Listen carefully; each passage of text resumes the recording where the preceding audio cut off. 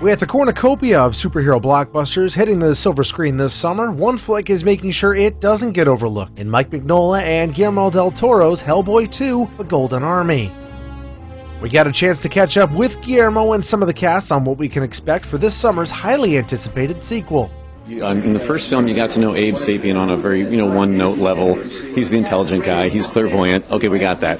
In this next one, you'll see him having all sorts of emotional issues, and he wields a weapon. He fights bad guys, and he's much more active. A lot more buddy time on screen with Hellboy and Liz Sherman, and more of a family feeling. So the relationships are way more established this time, and the love interest that Abe has. His heart goes pitter-patter for the first time ever. So it affects his intellect. So he's the brains of the operation, but he's having a puppy love adolescent moment in his life for the first time ever. Red, we have company. Hellboy and Liz start out the movie, they're living together, and they're living in his bachelor pad, which is riddled with dirty, stinky laundry, empty pizza boxes, beer cans, kitty litter, and about 55 cats. And the bloom is off the rose in the relationship. The honeymoon is over. Now they've gotten to the phase where you better love the person you're with, because it becomes about who's willing to sacrifice the most to keep the relationship. And it's not going well. And Hellboy ends up getting drunk a lot in the movie and basically tries to save the world while he's inebriated, which is a new look. You haven't seen quite Hellboy like this. Kill them. Wouldn't do that if I were you.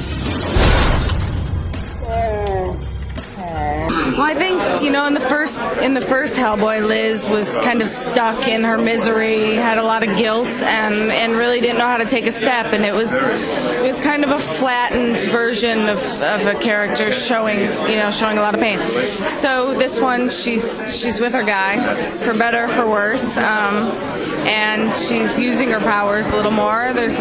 She has a lot more to do, and she's part of the BPRD, and she's kicking ass with everyone else. And so it was a challenge, because I didn't know how to make Liz take control, but it was fun. It was great to get to be a part of it.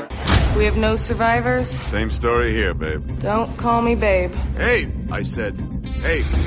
Yeah, the characters are more comfortable with each other. I think Hellboy is getting antsy about being kept a secret, and he is a little more sloppy and disrespectful and hard to get along with in the beginning of the movie. It's a little more cocky, and he's his usual short-tempered self. Now you pissed me off. So all of that comes into play. Abe Sapien meets a guy that he really respects as a leader, which is Johan, and at the same time meets a character from the elf world that he kind of gets a crush on. But it's not a love story like Hellboy and Liz. It's completely different and far more spiritual and far more magical in a way than theirs. Be sure to check back here for more interviews with the cast, and you can catch Big Red and the whole BPRD kicking butt July 11th.